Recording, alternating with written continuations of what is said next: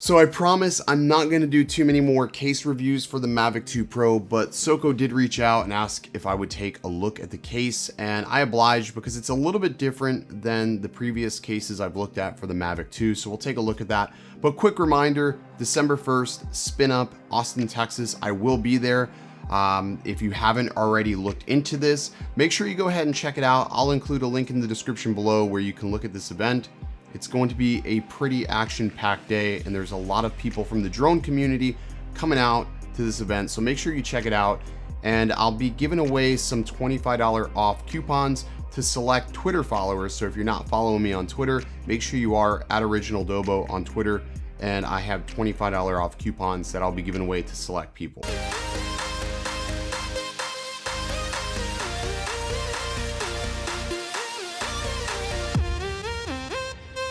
What's up everyone, welcome back to Phones, Drones, Tech. I'm Original Dobo, and if you are new here, consider hitting that subscribe button, turn on notifications so you don't miss another video just like this.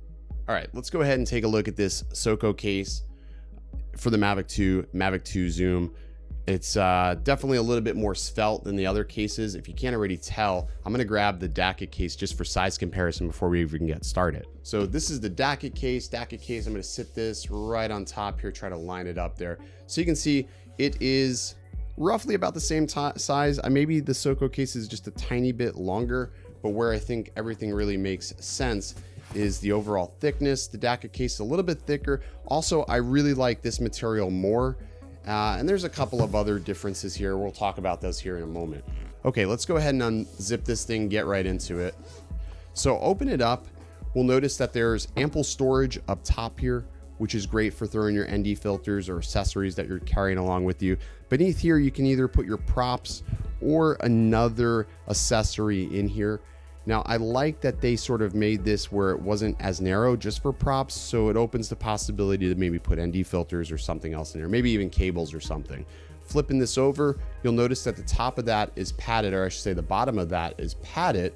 And the reason why it's padded is this flips over and sits on top of your Mavic and your Mavic 2 batteries, which I like that because in other cases, there's nothing like that on the top, which means you have accessories sort of flopping down, hitting the tops of it. Not that I think anything would break it, but it could potentially scratch it or something like that. And we don't want that. The batteries sit in here horizontally instead of vertically. You can fit 4 batteries in here. So one here, one here, one here, and one here. Underneath, you can put your charger and accessories as well, along with something on the side here. Mavic 2 is going to sit in here, and it's going to sit facing this way, and it fits in there really snug. There is no movement to that, but it is also easy to get in and out, which I like. Controller, it's going to sit in there. You can fit it in with sticks.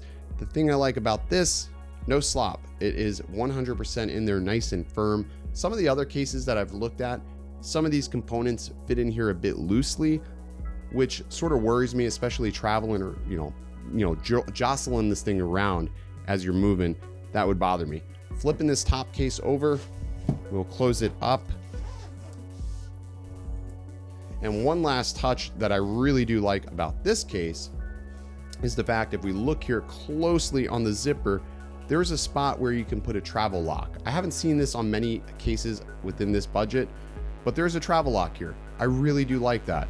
That is a super nice touch, and I think more cases should have this. So if you're going to take this on a plane or maybe take it to an airport, or if you just don't want your kids accessing your drone, well, you can lock it up when it's being stored. I like this case. So it's gonna pain me to give it away, but yeah, definitely a nice case, nice touch. We're not gonna try to review too many more cases. I feel like I've looked at like 3 or 4 cases already.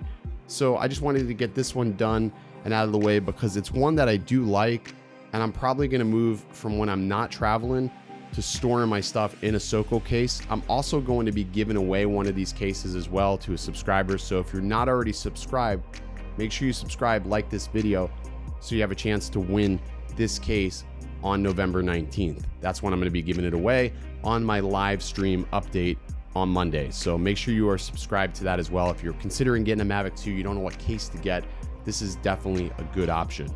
Okay, so that's gonna wrap up this case review. I like it, it's a little different. It's, not smaller. So again, this isn't going to work for everybody. Again, if you're looking for a travel case that can contain all of your batteries, all of your gear, this case will do it. It's It's reasonably priced and it's pretty protective as well. And I think that's the most important thing when we look at these cases, that they protect our devices, our drones. And this one definitely checks all those boxes. I would like to see one of these with waterproofing that is sort of like this sort of soft nylon style case, but I think that's just wishful thinking at this point. Anyways, guys, thanks for watching, and I will see you in the next video. Stay original.